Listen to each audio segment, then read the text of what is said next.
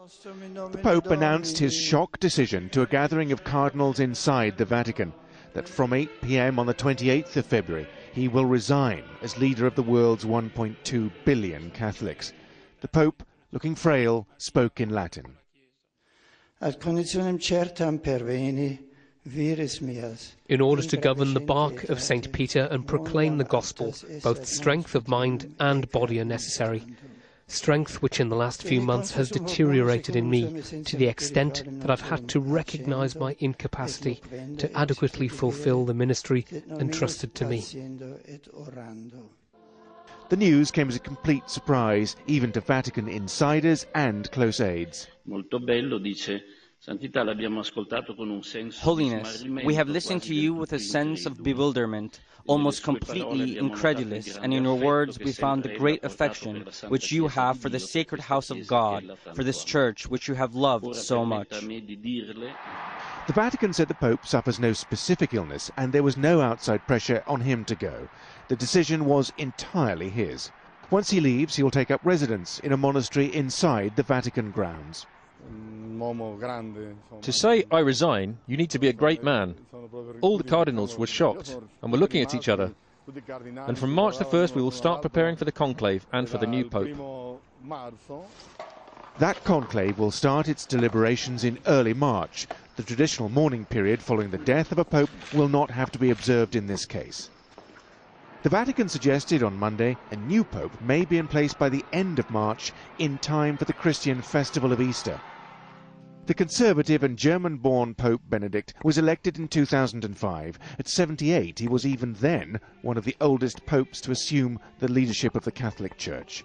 It is that age which has persuaded him to take the almost unprecedented step of Pope stepping Benedict aside. XVI celebrates two important anniversaries this coming week, his 85th birthday and the 7th anniversary of his election. Benedict has begun to show his age.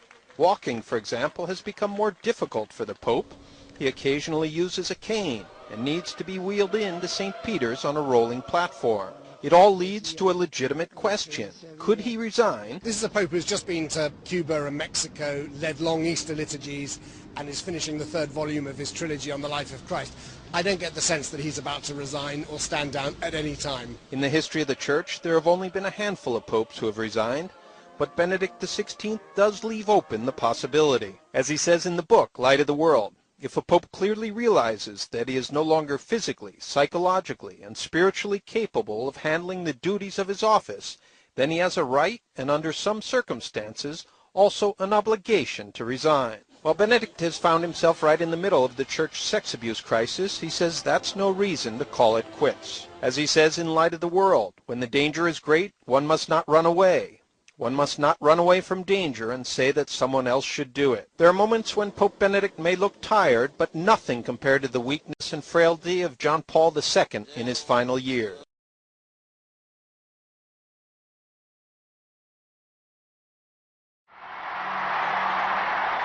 This was the moment Joseph Ratzinger became Pope Benedict XVI, the spiritual leader of more than 1 billion Catholics worldwide.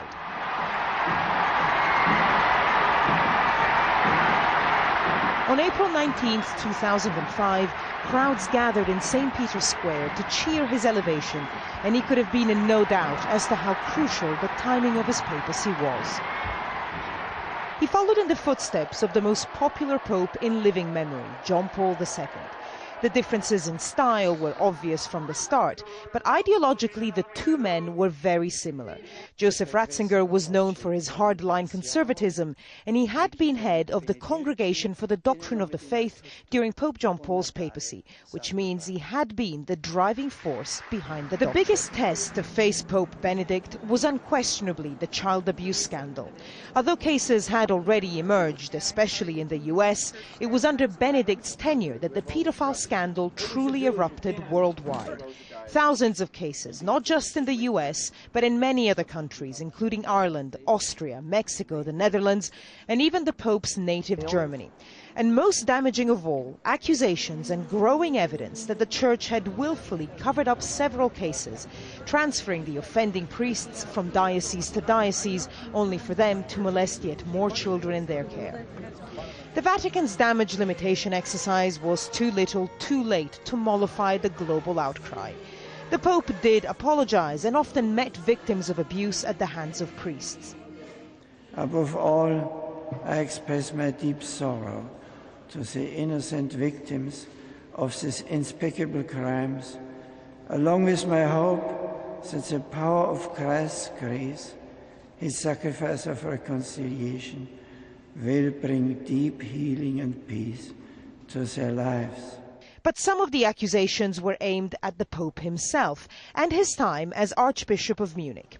Questions arose over how much he'd known about cases of priest pedophiles reported in his own diocese. The Vatican called these allegations false and defamatory, but they did little to reassure Catholics that the Church had fought the evil of child abuse strenuously enough. In October 2011, the signs of age and the pressures of travel began to show. The now 84-year-old Pope began to use a mobile platform to be wheeled up the main aisle of St. Peter's Basilica. The Vatican said it was to reduce fatigue. It would also avoid a repeat of the incident on Christmas Eve 2009, when a woman with psychiatric problems knocked the Pope down. The mobile platform was the first sign that Benedict XVI's strength was starting to decline. The word Catholic means universal, and that has been Pope Benedict's biggest challenge in an era of globalization, bringing together the values of a church that covers both liberal Western societies and more traditional ones in the developing world.